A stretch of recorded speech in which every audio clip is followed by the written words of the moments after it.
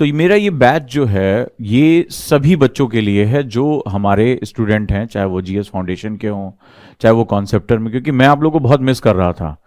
और आपको पता होगा कि ओजांग गुरुकुल का एक नया कैंपस बन चुका है नोएडा में, तो उसको बनाने के दौरान मैं रात दिन उसमें डूब गया था। वो मेरी पूरी कल्पना, मेरी इमेजिनेशन था, और जैसा मैं चाहता था लगभग मैंने उसी तरह से बनाया। और आज गुरुकुल के बच्चे लगातार बहुत अच्छा कर रहे हैं। मुझे गर्व का विषय है कि दुनिया के और भी कोचिंगों के जो बच्चे हैं भारत की, वो उस दिन 15 अगस्त को एंजॉय कर रहे थे आराम से। हमारे बच्चों ने इतने अच्छे कार्यक्रम किए, खुद ही वो स्वतः स्फूर्त होकर उन्होंने बहुत अच्छा काम किया। तो लगातार मैं आप लोगों को बहुत मिस कर रहा था कि कैसे मैं आप लोगों से जुड़ूं, क्योंकि आप लोगों से बातचीत करना, आप लोगों को कुछ बताना, आपकी सफलता में भागीदारी करना, वो व्यक्तिगत रूप से मुझे बहुत अच्छा लगता है। राइट, मैं हमेशा चाहता हूं कि आपके बीच में रहूं। तो मुझे एक चीज समझ में आया कि सारे टीचर अपने अपने सब्जेक्ट के साथ जस्टिफिकेशन कर रहे हैं, अच्छा पढ़ा रहे हैं। तो मैं क्या करूं कि मैं वैल्यू एडिशन कर सकूं। तो मुझे याद है कि मैंने एक वादा किया था कि मैं कुछ इंपॉर्टेंट एस्से के बारे में आपसे बात करूंगा। राइट, कि कैसे हम भारत की चीजों को लेकर चल सकते हैं। तो 125 नंबर का एक ऐसे तो कम से कम मैं डील कर ही सकता हूं। और अगर मेरे डिस्कशन को आप अच्छी तरीके से लिखते हैं, आप उसको अच्छे तरीके से समझ पाते हैं, तो निश्चित रूप से ये जो आउटपुट होगा ये और भी ज्यादा अच्छा निकल कर आएगा। राइट, तो धीरे धीरे हम जो है वो आगे विस्तार करते चलेंगे, आगे चीजों को समझते चलेंगे। स्वागत करता हूं आप सभी का ओजांग आईएएस एकेडमी के इस मंच पे, और हम शुरुआत करते हैं। मेरे ख्याल से सभी बच्चों को आप बता भी दें कि हमारी ये क्लास शुरू हो रही है। राइट,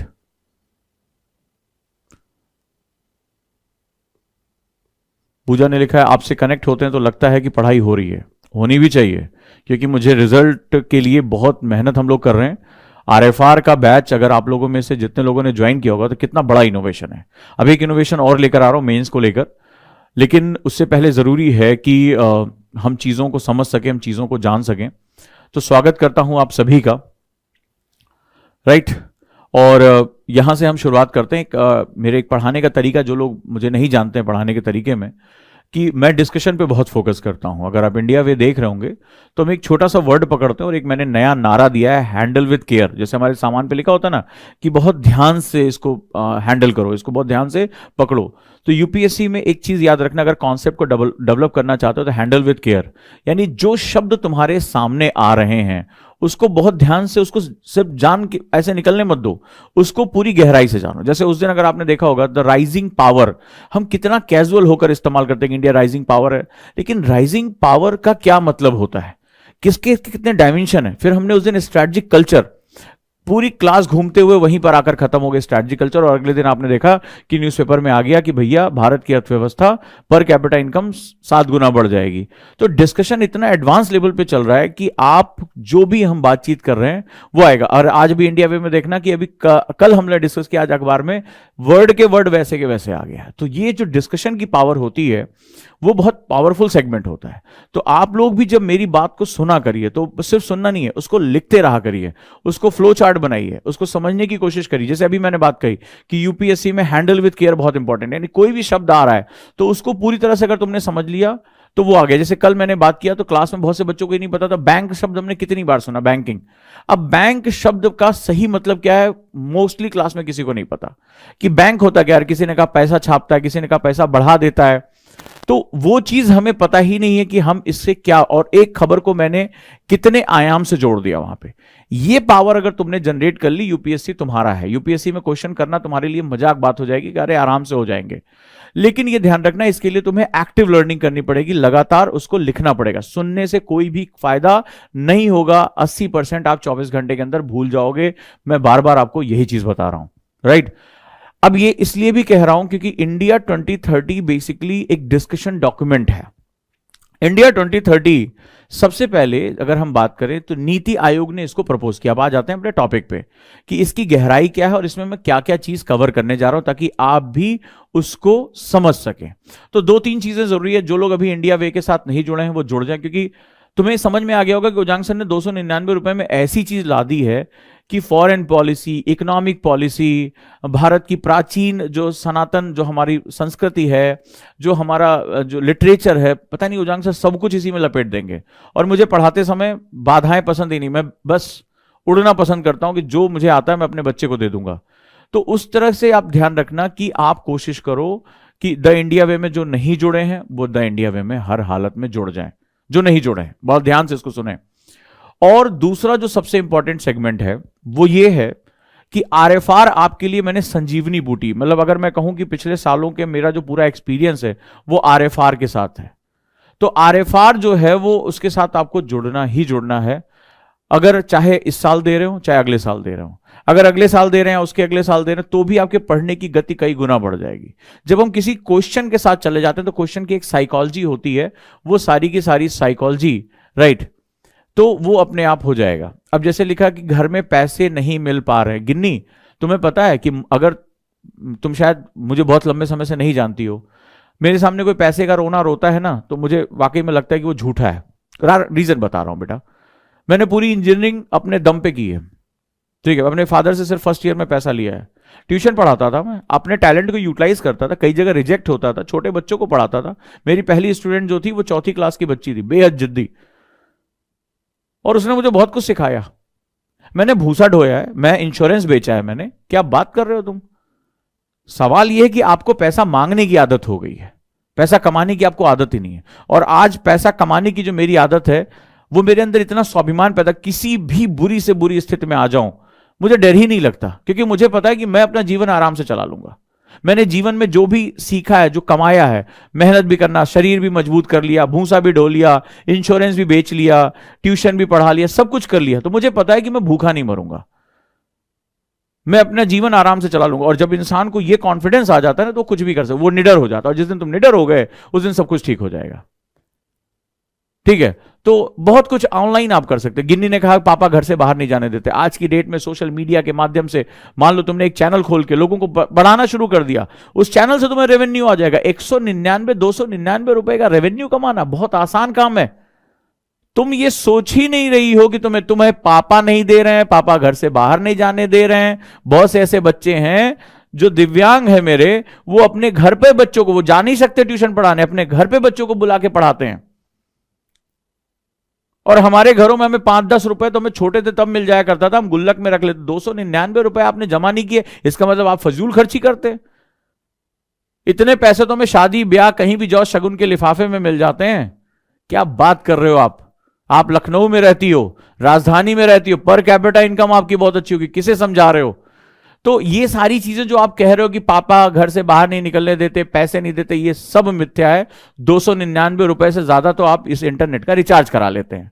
सवाल है कि आपको मांगने की आदत हो गई है, और भारत में ये कल्चर है, हमें मांगने की आदत हो गई। हमारे पिताजी देखेंगे हमारी खर्चा, हम अपने दम पे नहीं कमा सकते, हम अपने दम पे नहीं काम कर सकते। तो आपको पैसा कमाना ही नहीं आता, क्योंकि हमारा इकोनॉमिक कल्चर ही खत्म कर दिया गया। हमें पैसा कमाना सिखाना चाहिए सबसे पहले।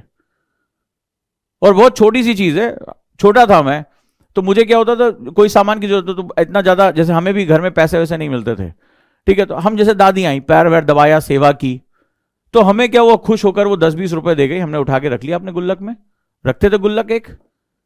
तो बेटा ऐसा है कि ये जो बातें तुम कर रही हो ये दूसरे टीचर्स के सामने करना, मेरे सामने मत करना, क्योंकि वो व्यक्ति जो पैसे का रोना रो रहा है और जिसके हाथ पैर ठीक हैं वो बहुत कुछ कर सकता है। मेरी स्टूडेंट है, दोनों पैर नहीं है उसके, ट्यूशन पढ़ाती, मां बाप ने घर से निकाल दिया, तुम तो घर में हो ना, खाने पीने को मिल रहा हो, बढ़िया मोबाइल रिचार्ज कर रही हो, कोर्स खरीद रही हो, तो झूठ उतना ही बोलो जितना बर्दाश्त हो सके। और मेरे सामने बिल्कुल मत बोलना वो इंसान जो मजदूरी भी करके जिसने पैसा कमाया, जिसने इंश्योरेंस बेचना है, जिसने 5-5 10-10 किलोमीटर वो पैदल चल के ट्यूशन पढ़ाने जाता था, 2 ट्यूशन के बीच में 4.5 किलोमीटर का अंतर था, पैदल जाता था, मेरे पास साइकिल खरीदने के पैसे नहीं थे। तो वो इंसान से तो बिल्कुल मत बोलना। किसी और के सामने अपनी भावनात्मक बातें करो, मेरे सामने बिल्कुल मत करना, क्योंकि मैंने जिंदगी में सबसे पहले स्वाभिमान कमाया। तो जब स्वाभिमान कमा लिया तभी आत्मविश्वास हम कमा पाए। तो स्वाभिमान कमाने के लिए अपने रास्ते खुद ढूंढने पड़ते हैं, राइट।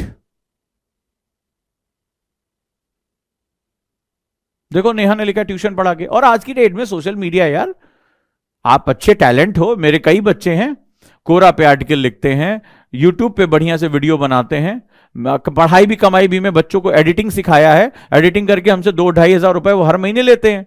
बढ़िया कमा रहे, 2,500 रुपए हम अपने बच्चों को पढ़ाई भी कमाई भी में दे रहे हैं, लेकिन टैलेंट पे देख रहे हैं। कोई अच्छी वीडियो एडिटिंग करता है, कोई अच्छी स्क्रिप्टिंग करता है, टैलेंट को पैसा मिलता है मेरे बच्चे, फ्री को पैसा नहीं मिलता कि पिताजी देंगे माताजी देंगे।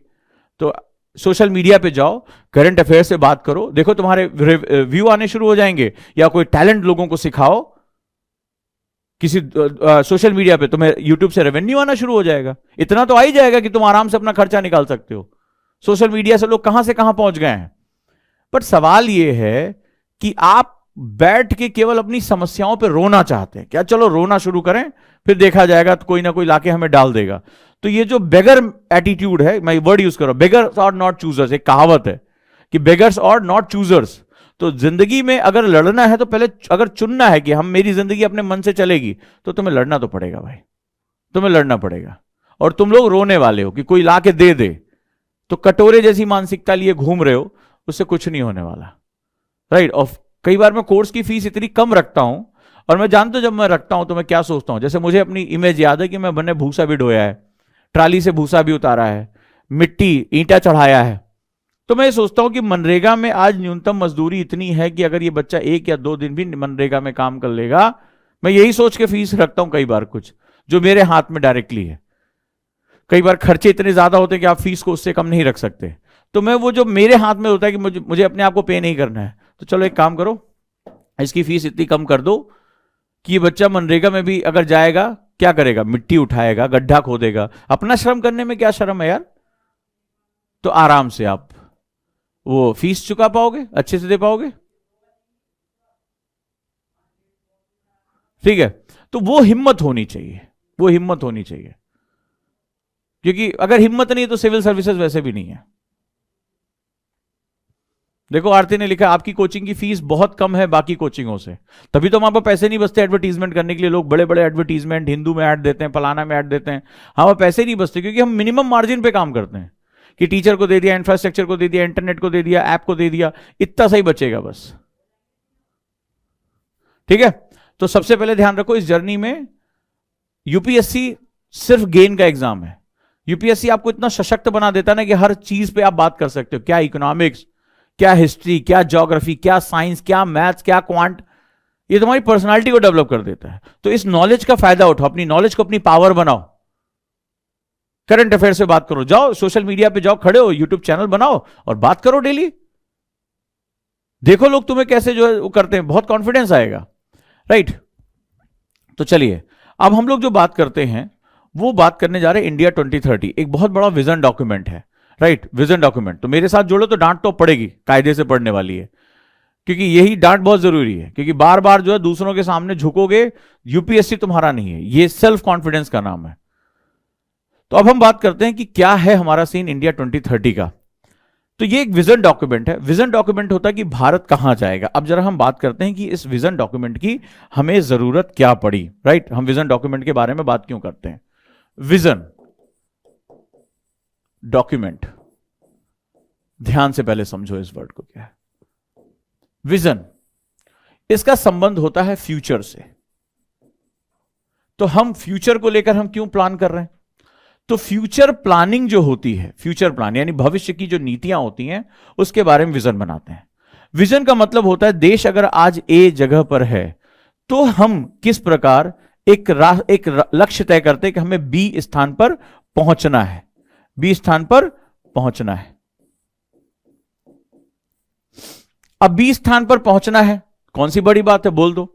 विजन जो होता है ये फ्यूचर प्लान दो तरीके का होता है। जैसे आपने कहा भारत को सोने की चिड़िया बना देना है, भारत को अमीर बना देना है, ठीक है। लेकिन सवाल यह है जो राष्ट्र होता है, जैसे हमारे नेता हो गए, अरे आएंगे 5 साल में गरीबी मिटा देंगे, अच्छा। 5 साल में आएंगे हम सबको हॉस्पिटल दे देंगे, अच्छा। सबको स्कूल दे देंगे।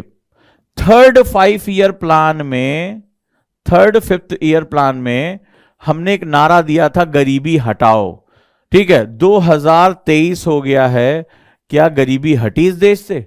कई देशों की कुल आबादी से ज्यादा भारत में गरीबों की आबादी रहती है। पर सवाल है कि जब हम विजन डॉक्यूमेंट के बारे में बात कर रहे होते हैं तो ये होता क्या है, इस बात को समझो कि बी तक हमें पहुंचना है। तो हमारे नेता तो हर इलेक्शन में पहुंचा देते हैं, हर इलेक्शन में हम भारत को विकसित राष्ट्र बना देते हैं, हम हर इलेक्शन में गरीबी मिटा देते हैं, हम घर घर हॉस्पिटल पहुंचा देते हैं, पीने का पानी, बीमारियों से मुक्ति, शिक्षा, स्वास्थ्य, ये चुनावी वादे में तो हम सब कुछ कर देते हैं, बिजली, पानी, जो मिलता है, बोलने में क्या जा रहा है। विजन डॉक्यूमेंट बेसिकली वो नहीं होता है, ये बेसिकली एक्शन प्लान होता है। ध्यान से समझना, एक तो हमारे नेता होते हैं, ठीक है, एक जैसे एक नेता थे, उनका भाषण सुना, वो बोला है कि भैया 20 लाख नौकरी प्रस्तुत कर देंगे। अब पता चला धीरे से, कुछ किसी आईएएस ने बताया सर 2 लाख से ज्यादा वैकेंसी नहीं है, 0 एक ज्यादा लग गया है। बोले अरे यार कौन पूछ रहा है, ठीक है, ना ये पूछेंगे ना हम पूछेंगे, अब निकल गया तो निकल गया, अब संभालो इसको तुम। तो ये वाली हालत होती है। तो ये वो that is not vision plan, वो चुनावी वादे हैं, ये ध्यान रखना। विजन प्लान बेसिकली एक एक्शन प्लान की तरह होता है। जब से आपने कहा कि मुझे ए से बी पहुंचना है, तो सबसे पहले इसमें तय किया जाता है टाइम फ्रेम क्या है, ठीक है। पहुंचना है, मान लो आप कहे कि भैया ऐसा है कि हम 50 साल में हम ऐसा कर देंगे, हम सबको शिक्षा दे देंगे। अब पता चला कि जो आज 2 साल का है वो 50 साल बाद 52 साल का हो जाएगा, 25 ईयर्स का हो जाएगा। फायदा क्या उसको, तुम बोले कि अब हम आपको प्राथमिक शिक्षा देने जा रहे हैं, आज आपका हम एडमिशन कराएंगे प्राथमिक शिक्षा में। अब उसके डांट माट गिरने की नौबत आ रही है, बोले अब का भाई, अब का करोगे हमें एजुकेशन देके, अब तुम्हारे नाती पोतक पढ़ाओ। तो वो क्या होगा, इसका मतलब है कि टाइम फ्रेम अगर हमारा निकल गया तो हम कभी भी उस चीज के, अगर हम किसी चीज को पाते हैं तो उसकी कोई वैल्यू नहीं बचती है। वो वाली तुमने चुटकुला सुना है ना। तो एक बार क्या हुआ, एक बुढ़ाऊ जो है पहुंचे दुकान पे चाय सामान राशन खरीदने के लिए, तो वहां पे एक उनकी हम उम्र जो है वो बूढ़ी माता थी। तो बोले अरे लिप्टन की चाय है। तो ये चुटकुला आपने भी सुना होगा मजाक मजाक में। तो बोले बुढ़ाऊ बहुत लेट कर दिए हो, ठीक है, बहुत लेट कर दिए हो, ठीक है, ये पहले आए होते तो बात भी हम सुनते। तो बोले अरे नहीं, लिप्टन टी की बात कर रहे हैं, हम चाय की बात कर रहे हैं। तो ये मजाक मजाक में जो हम बात कर रहे हैं उसमें इसका मतलब है किसी भी चीज की वैल्यू उसके टाइम पर होती है, ठीक है, उसके टाइम पर होती है। तो यहां वो टाइम ही नहीं है आपके पास, तो आप सबसे पहले विजन डॉक्यूमेंट में टाइम फ्रेम तय करते हैं कि हम इतने समय में इसको पालेंगे, ठीक है, इसको पालेंगे। ये चुनावी वादों की तरह नहीं, आपने कहा गरीबी हटा देंगे, हट रही है, गरीबी हट रही है, हर चुनावी वादे में गरीबी हट रही है, बेरोजगारी खत्म ही हो जाती है, वैकेंसी तो ऐसे धड़ल्ले से निकलती है कि जैसे लगता है कल ही राष्ट्र, अभी बस इनको जिताओ कल राष्ट्र विकसित है, बस कोई और टेंशन नहीं है। तो ये बेसिकली टाइम फ्रेम, इसमें सबसे इंपॉर्टेंट वर्ड होता है कि टाइम फ्रेम हमारा क्या है। उसके बाद होता है रिसोर्स का मैनेजमेंट, ठीक है, रिसोर्स, क्योंकि जो भी चीज होती है जब हम एक्शन प्लान बनाते हैं तो रिसोर्सेस के बारे में बात करते हैं, रिसोर्स, संसाधन। जैसे आपने कहा कि भैया ठीक है स्कूल में सबको एजुकेशन दे देंगे, अब आपके पास स्कूल्स कितने हैं, एनरोलमेंट्स कितने हैं, आपके स्कूल कनेक्टेड है कि नहीं, स्कूल के साथ टॉयलेट फैसिलिटीज है कि नहीं, स्कूलों के लिए टीचर है कि नहीं, क्योंकि ये क्या है, ये रिसोर्स है पूरा। आपने कह दिया सबको शिक्षा दे देंगे तो ये नेतागिरी में तो चल जाएगा, एक्चुअल में ये नहीं चल पाएगा कि वो टीचर्स कहां से आएंगे, वो भर्ती कहां होंगी, सैलरी कहां सेट होगी, इतना इंफ्रास्ट्रक्चर है कि नहीं है, टॉयलेट्स कैसे बनेंगे, कैसे एनरोलमेंट होगा, कैसे जागरूकता आएगी, कैसे टारगेट्स पूरे किए जाएंगे, ग्राम सभाओं तक को क्या टारगेट दिए जाएंगे। तो ये पूरा एक एक्शन प्लान तैयार किया जाता है कि हम किसी मकसद को पाना चाहते हैं तो उसके लिए ये बहुत ही इंपॉर्टेंट सेगमेंट हो जाता है, ठीक है। ये जब हम उसको कि हमें ये चीज अचीव करनी है। अब सवाल है कि ये हमारा विजन डॉक्यूमेंट है, यानी फ्यूचर प्लान है, एक्शन प्लान है, और सबसे बड़ी बात ये टाइम फ्रेम के साथ जुड़ा हुआ है। अब आप क्वेश्चन करेंगे, जब ये टाइम फ्रेम के साथ जुड़ा हुआ है, हम 2023 में हैं, ठीक है, हम कह रहे हैं कि हर मंच पर बात हो रही है कि 2047 में हम भारत को विकसित राष्ट्र बना देंगे, तो ये विजन डॉक्यूमेंट 2030 के लिए क्यों है और 2047 क्या है, ये हम जरा बात करते हैं, राइट। अब जरा ध्यान से देखो, ठीक है, अब इसमें तुम्हें कुछ चीजें समझनी पड़ेंगी और ये प्रश्न तुम अपने दोस्तों से भी पूछना। तो पता है ना कि मैं दोस्ती तोड़वा देता हूं, क्योंकि मेरे स्टूडेंट जो हैं बहुत लॉजिकल क्वेश्चन पूछना शुरू कर देते हैं, वो तर्क करना शुरू कर देते हैं, और यही हमारी सबसे बड़ी पावर है। तो जब जैसे दूसरे इंस्टीट्यूट के बच्चों के पास पहुंचते, बोले ऐसा क्यों है, वैसे छाप दिया होगा, नहीं कोई टाइम मिला होगा, बीच में डाल दिया, तो वो फिर कई मेरे बच्चों ने चैट वैट भी भेजी दूसरी कोचिंगों को, जो बड़े, अरे हमारी कोचिंग कहाँ हो जांग में एडमिशन ले लियो, हमारे लिए होते, ठीक है, बड़ी बड़ी मोटी मोटी किताब देते हैं, तो वो छोटे छोटे जवाब नहीं दे पाते। तो मैं दोस्ती तोड़वाने में बड़ा माहिर हूं। तो खैर इस मामले में, क्योंकि जैसे ही वो उनका घमंड टूटता है दोस्ती टूट जाती है। तो मेरा बच्चा लॉजिकल बात करता है, तो लॉजिकल की बात करें हम जरा कि 2030 ही क्यों, जाके क्वेश्चन पूछना कि विजन डॉक्यूमेंट 2030 ही क्यों, ठीक है, 2030 ही क्यों। तो 2020 एक ईयर था जब भारत के पास सबसे ज्यादा यूथ पॉपुलेशन आ गई थी, यूथ पॉपुलेशन आ गई, सबसे ज्यादा यूथ पॉपुलेशन आ गई। ठीक है, ध्यान से सुनना इसको। 2020 भारत सबसे युवा देश में एंटर कर गया। एक कॉन्सेप्ट होता है किसी भी आबादी को, जो आज यूथ है वो कल बूढ़ा होगा, 20 साल 25 साल बाद 30 साल बाद वो प्रौढ़ हो जाएगा। ठीक है, वो ओल्ड एज की तरफ बढ़ना शुरू हो जाएगा। तो यूथ का मतलब होता है वो एक मार्केट है, वो युवा है, वो शक्ति है, वो सबसे अच्छी लेबर है। अब बहुत सही पूछा, शाबाश बेटे। अब होता क्या है, 2047 एक वर्ड आता है, शाबाश बेटे, ये बच्चे ने चीजें को सीखा है, बहुत बढ़िया नेहा, बहुत बढ़िया। इसको मैंने सिखा रखा तुम्हें, demographic window of opportunity, demographic window of opportunity, यानी जनांकीय अवसरों की खिड़की। क्या बोलते हैं इसको? जनांकीय अवसरों की खिड़की। अब यह जनांकीय अवसरों की खिड़की किसी भी राष्ट्र के लिए बहुत ही महत्वपूर्ण होती है। जैसे चीन के लिए था, 1947 के बाद जनांकीय अवसरों की खिड़की उसके ऊपर खुल गई। आबादी उसकी बहुत ज्यादा थी, इसलिए लंबे समय तक उसकी खुली। अब देखो चीन की वो खिड़की बंद हो रही है, यूरोप की खिड़की ऑलरेडी बंद हो चुकी है, उसकी जो युवा सॉरी जो उसकी युवा आबादी थी वो डिस्टर्ब हो चुकी है, वो पूरी तरीके से डिस्टर्ब हो गई है। अब ये जो खिड़की है वो भारत के ऊपर खुल रही है। तो जनांकिकी का मतलब होता है, डेमोग्राफी जो वर्ड होता है, इसके ऊपर डिपेंडेंसी रेशियो, डिपेंडेंसी यानी आश्रितता अनुपात बहुत कम होता है। डिपेंडेंसी रेशियो इसके ऊपर बहुत कम होता है, आश्रितता कम होती है। आश्रितता किसकी? न बच्चों की आश्रितता होती है, न वृद्धों की आश्रितता होती है। ठीक है, इन दोनों पे, यानी हमारे माता पिता जो बूढ़े हो गए उनका भी डिपेंडेंसी कम होती है, बच्चे नहीं होते हैं। तो ये डेमोग्राफी जो होती है, जनांकिकी जो शब्द होता है, ये वो अवस्था होती है जब आपके ऊपर आश्रितता न्यूनतम होती है। तो अपनी आय का बड़े से बड़ा हिस्सा इस बाजार में खर्च करने के लिए आप तैयार रहते हैं। क्लियर हुआ? तो ये खिड़की जो होती है ये परम्यूटेशन कॉम्बिनेशन से आती है। एक क्रम होता है कि राष्ट्र में बहुत लंबे समय बाद बच्चों की आबादी होती है पहले, तो राष्ट्र को बहुत पैसा खर्चा करना पड़ता है, अपने बच्चों के स्वास्थ्य का ध्यान रखना पड़ता है, शिक्षा का। फिर धीरे धीरे वो आबादी, एक समय ऐसा आता है कि सबसे यूथ पॉपुलेशन उसके सामने आकर खड़ी हो जाती है। ऐसा नहीं कि यूथ रहेगी, क्योंकि बच्चे, फिर जवान और फिर बूढ़े, ये अवस्था हमारी बनती रहेगी। जो आज यंग है वो कल ओल्ड भी होगी। ठीक है, जो आज बच्चे हैं कल वो यूथ भी होंगे। ये कॉमन एक नेचुरल प्रोसेस है।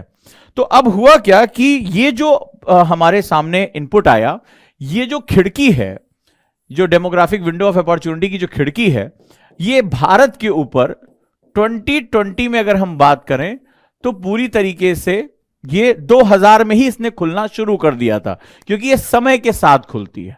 2020 में ये बिल्कुल हमारे लिए एक युवा आबादी की संभावनाओं के रूप में खिल गई।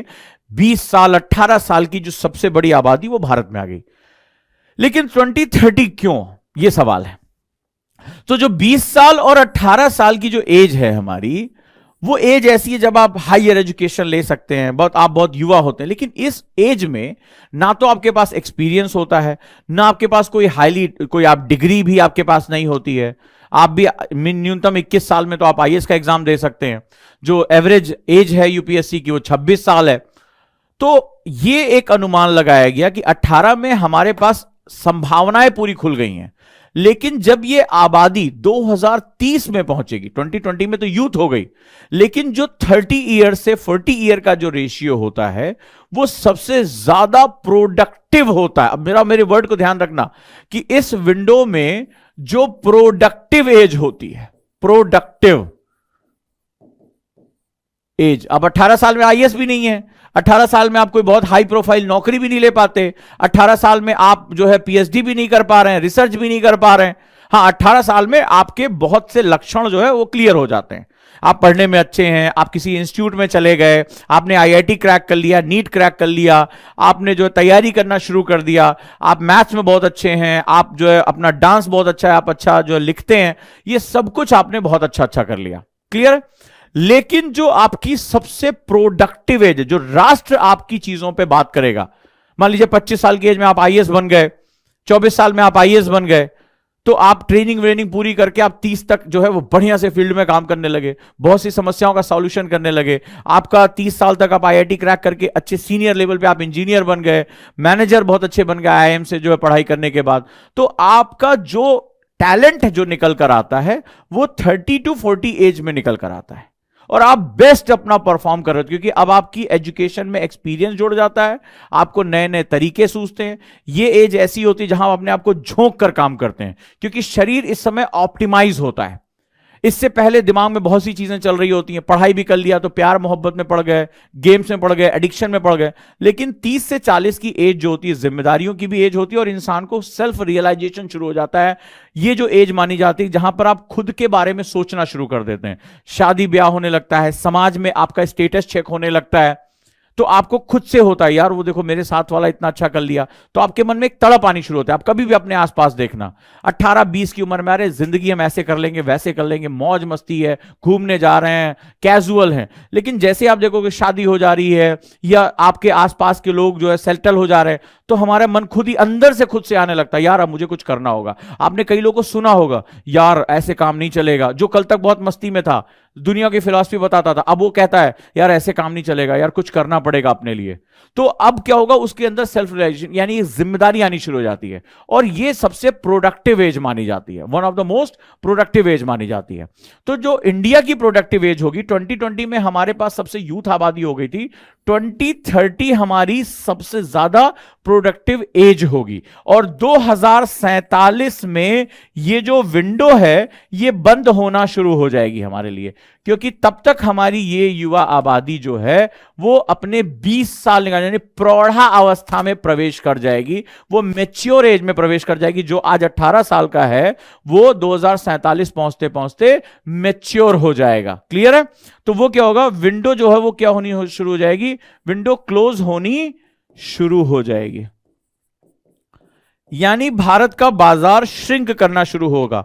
तो भारत को बहुत तेजी से 2047 तक सारे प्रयास करने होंगे, और सरकारों को नहीं लोगों को भी, कि किसी भी हालत में राष्ट्र का उत्पादन बढ़ जाए, इंफ्रास्ट्रक्चर बन जाए, बिजली बन जाए, स्वास्थ्य सेवाएं, ये सब कुछ हमारे साथ जुड़ जाए, क्योंकि उसके बाद भारत की संभावनाएं खत्म हो जाएगी और अफ्रीका के ऊपर ये विंडो खुलनी शुरू हो जाएगी।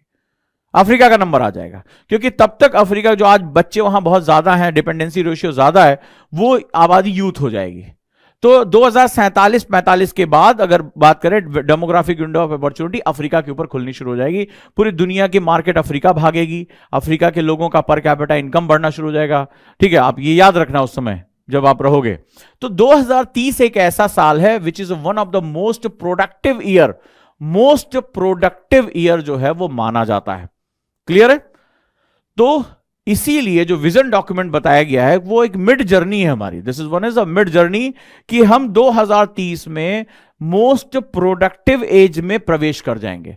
मोस्ट यूथ के बारे में तो आपने सुना था, राइट? मोस्ट प्रोडक्टिव एज में हम एंटर कर जाएंगे, यानी भारत चाहे तो अपनी जो संख्या है वो कई गुना बढ़ा सकता है, अपनी प्रोडक्टिविटी, अपनी नॉलेज। आपने देखा होगा बहुत से परिवर्तन हो रहे हैं, जैसे न्यू एजुकेशन पॉलिसी आ रही है।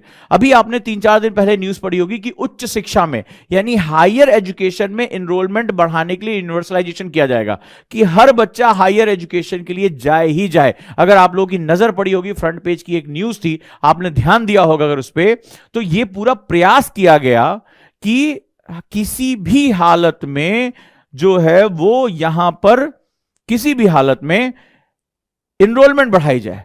आपने देखा होगा इंफ्रास्ट्रक्चर बढ़ाने की बात हो रही है, तमाम तरह की चीजें हो रही, क्योंकि 2030 तक पहुंचते पहुंचते हम मोस्ट प्रोडक्टिव एज में आ जाएंगे। इसीलिए कल की जो न्यूज आई, अगर आपने पढ़ा होगा कि भारत 2047 तक अपनी इनकम को 7 गुना बढ़ा लेगा, 7 टाइम्स। अब ऐसा क्या होगा? कई लोग जो है बैठ के मैथमेटिक्स लगा रहे हैं। कई लोगों ने सुना होगा अरे यार आज तो लगभग मान लो 2000, मान लो थोड़ी देर के लिए एग्जांपल लेते हैं, $2000 है, कैसे कह रहे हैं जो है 15 लाख प्रति व्यक्ति जो है आय हो जाएगी, कैसे हो जाएगी? कोई सवाल ही नहीं उठ रहा है। अरे जोड़ लोगे तो भी नहीं होगा, क्या चमत्कार कर देगी गवर्नमेंट? उनको समझ में नहीं आ रहा है कि हम बढ़ रहे हैं और धीरे धीरे अचानक से क्रांतिक हो जाएंगे। जैसे ही 2030 में हम जाएंगे, हमारी प्रोडक्टिव एज बढ़ जाएगी, यानी हम अपने अनुभव से हमारा यूथ जो है वो मल्टी डॉलर कंपनीज क्रिएट कर देगा, मिलियन डॉलर कंपनीज क्रिएट कर देगा। आज जो स्टार्टअप है, मान लो आज जो यूथ है, जो उसके दिमाग में कॉलेज में विचार चल रहा है कि यार मैं आऊंगा कल आर्टिफिशियल इंटेलिजेंस पे ये काम करूंगा, 2030 में जब ये पहुंचेगा तो इसको वो रियलिस्टिक लेकर आ जाएगा, वो काम करना, और उसकी कंपनी क्या करेगी, रेवेन्यू कमाना शुरू कर देगी। यानी अगर आज उसकी नेटवर्थ 0 है तो उस समय नेटवर्थ उसकी हो सकता है मिलियंस में हो। तो ये क्या होगा, ये सारी इकोनॉमी में जुड़ेगी। और ऐसे जाने कितने यूथ होंगे, एग्रीकल्चर में लोग जा रहे हैं, एग्रीकल्चर में संभावनाएं तलाश रहे हैं कि कैसे नई तरह की खेती हो। बहुत से ऐसे लोग जानता हूं ऑर्गेनिक खेती कर रहे हैं, वेस्ट मैनेजमेंट सीख रहे हैं कि कैसे कूड़े से जो है वो पैसा कमाया जा सकता है। तो उनको हर तरीके से ये समझ में आ रहा है। इट इज नॉट अबाउट कि पीसीआई इंक्रीज हो रहा है, इट इज अबाउट समझो कि क्यों हम तेजी से बढ़ेंगे। आज हम अगर बात करें तो आज के हिसाब से हम मुश्किल से 3 गुना बढ़ पाएंगे, 3 गुना आज के हिसाब से जो हमारा ग्रोथ है। तो कल जो न्यूज आई थी उस न्यूज में बोला 7 गुना बढ़ जाएगा। तो तुम्हारे मन में आएगा कैसे यार फालतू बातें कर रहे हैं 7 गुना, क्योंकि 2030 एक ऐसी विंडो खुलेगी जहां हमारा मोस्ट प्रोडक्टिव एज में हम एंटर कर जाएंगे। जो यूथ आज सोच रहा है, स्टार्टअप करने की सोच रहा है, जो आज पढ़ाई कर रहा है, जिसके मन में सपने हैं, जैसे मान लो आज हो तो आज 2023 में आप आईएएस बनने के सपने देख रहे हो, आप 2030 तक आप में से बहुत से लोग आईएएस बन चुके होंगे, आईपीएस बन चुके होंगे, सिविल सेवा में जा चुके होंगे, उनकी इनकम बढ़ चुकी होगी, उनकी जो नॉलेज है वो समाज में अपना कंट्रीब्यूशन उनका बढ़ा चुके होंगे। तो 2030 में जो यूथ है वो बहुत बड़ी संख्या में प्रवेश करके भारत की प्रोडक्टिविटी को बढ़ा देगा। और जैसे ये प्रोडक्टिविटी बढ़ेगी, हमारी मोस्ट प्रोडक्टिव एज में हम एंटर करेंगे, वैसे ही यहां पर क्या हो जाएगा, हमारा जो क्यूमुलेटिव इफेक्ट बोलते हैं ऑफ इकोनॉमी, यानी बहुत प्रभावी जो है हमारा सेगमेंट है, वो यहां पर बढ़ जाएगा। राइट, इसीलिए विजन डॉक्यूमेंट में क्या कहा गया, 2030, क्योंकि भारत प्रोडक्टिव एज में, और यहां से जो हम कमाना शुरू करेंगे उसी आधार पर 2047 में कहा गया कि भारत तीसरी सबसे बड़ी अर्थव्यवस्था बन जाएगा। तो लोग कह रहे हैं भैया मजाक चल रहा है, मजाक नहीं चल रहा है, ये क्यूमुलेटिव इफेक्ट है। 2030 के बाद हमारी गति कई गुना बढ़ जाएगी। आज के हिसाब से उसके मत देखो, क्योंकि हम अभी प्रोडक्टिव एज में एंटर नहीं कर पाए हैं।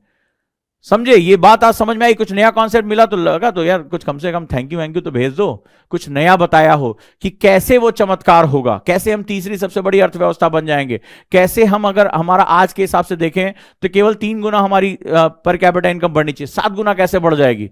2030 हमारा मोस्ट प्रोडक्टिव एज कन्वर्ट हो जाएगा। क्लियर है, और तब हमारे प्रभाव कई गुना बढ़ जाएंगे। इसीलिए लोग भारत को मैथमेटिक्स में देखते हैं, अरे यार कुछ नहीं हो सकता, कहां से आ जाएगा पैसा, यहां से आएगा, यहां से हम ग्रोथ करेंगे। इसीलिए जो विजन डॉक्यूमेंट है वो 2030 को फोकस करता है। 2030 का मतलब क्या हुआ कि कैसे आप जो है 2030 में हम प्रोडक्टिविटी बढ़ाएंगे।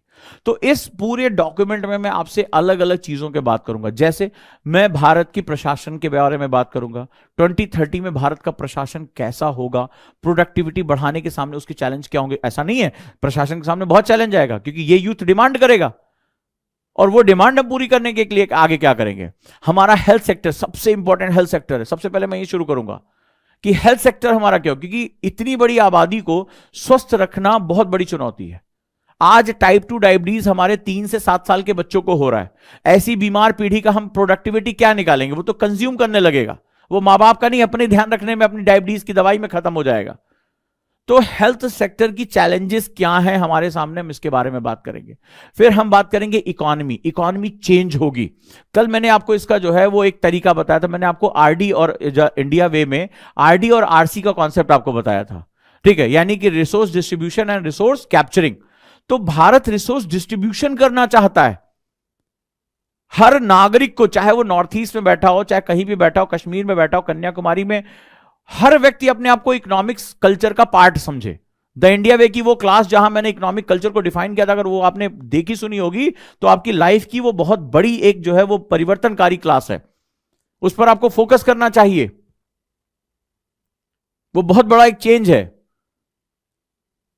तो आपको इस सब चीजों के बारे में बात करना चाहिए। तो लगे हाथ, अब चलिए समझते हैं इस चीज को। राइट, तो अब आपको समझा 2030 क्यों, क्योंकि इंडिया मोस्ट प्रोडक्टिव एज में एंटर करने जा रहा है। थ्रेशोल्ड हमारा आने वाला है 47 के बाद, हमारे लिए विंडो अपॉर्चुनिटी बंद हो जाएगी। फिर हम बहुत बड़ी बूढ़ी आबादी को पेंशन और ये सुरक्षा में हमारा सब कुछ निकल जाएगा। दुनिया भर की कंपनीज हमें छोड़कर भाग जाएंगी अफ्रीका, जैसे आज चाइना को छोड़कर भारत आ रही हैं।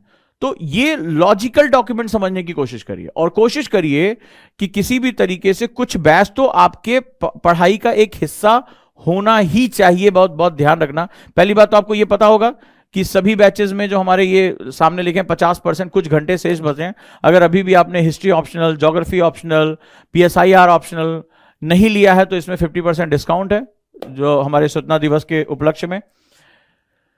गुरुकुल 3.0 25 अगस्त से शुरू हो रहा है। लेकिन जो सबसे इंपॉर्टेंट मेरा इनोवेशन है वो RFR है। अगर RFR के साथ नहीं जुड़े तो आप बहुत बड़ी गलती करने जा रहे हैं। और एक चीज और हम शुरू कर रहे हैं, मेंटरशिप प्रोग्राम। इसके लिए जो आपके स्क्रीन पे नंबर है, इस पे मिस्ड कॉल जरूर कर देना। पर डे हम 30-35 बच्चों से बात कर रहे हैं, सबका इसमें नंबर लग रहा है। मेंटरशिप प्रोग्राम एक बहुत हॉलिस्टिक प्रोग्राम है। जैसे अभी आपने कहा कि सर आपको मिस कर रहे थे, आप नहीं है, तो एक पूरी मेंटर्स की टीम जो हमने गुरुकुल में एक परंपरा हमने जब डेवलप की, वो हम इस चीज को यहां लेकर आ रहे हैं।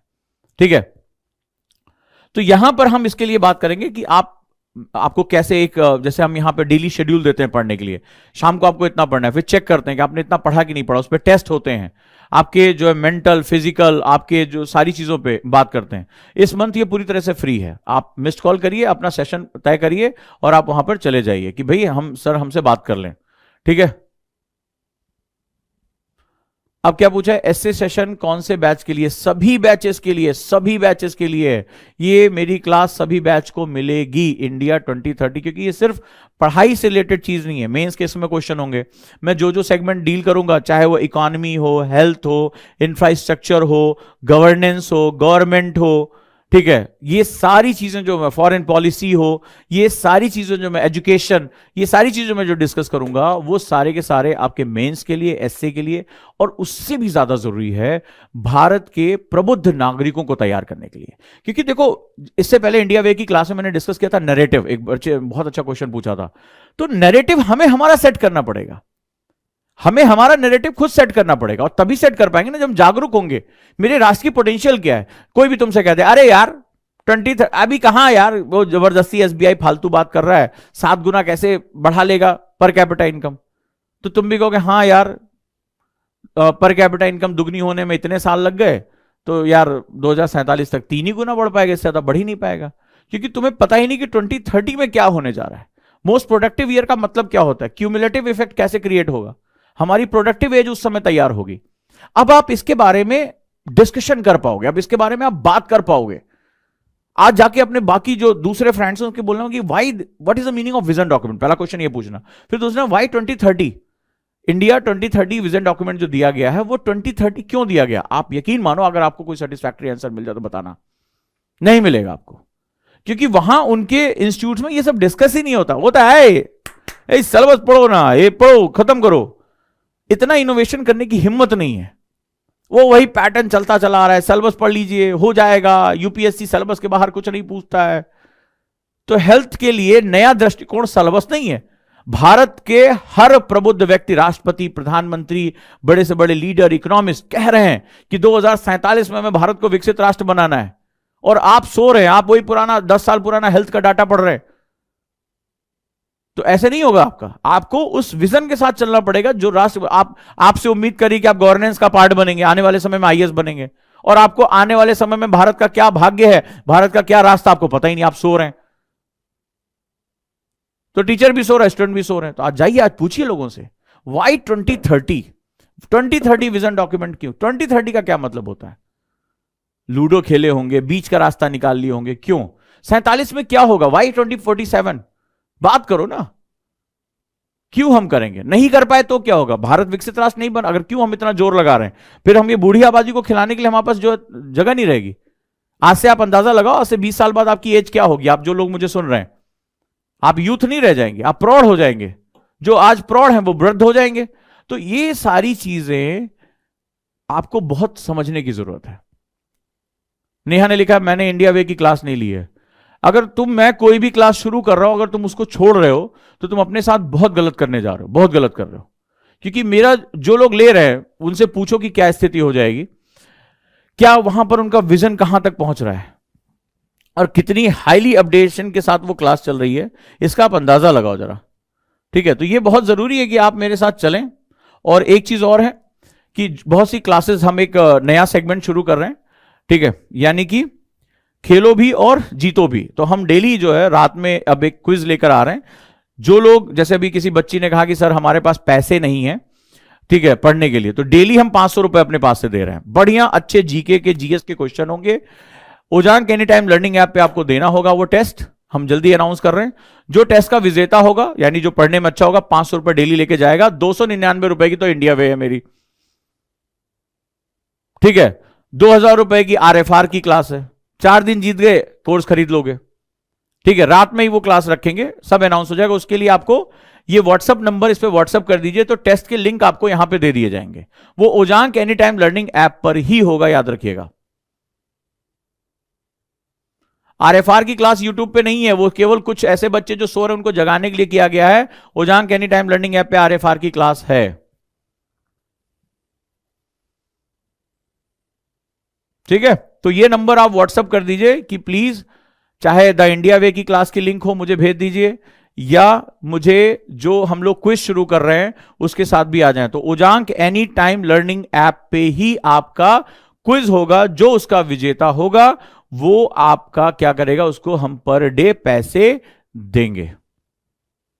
और जो लोग द इंडिया वे नहीं ज्वाइन कर पाए, 299 रुपए का बैच है, वो बहुत कुछ लूज कर देंगे, बहुत कुछ।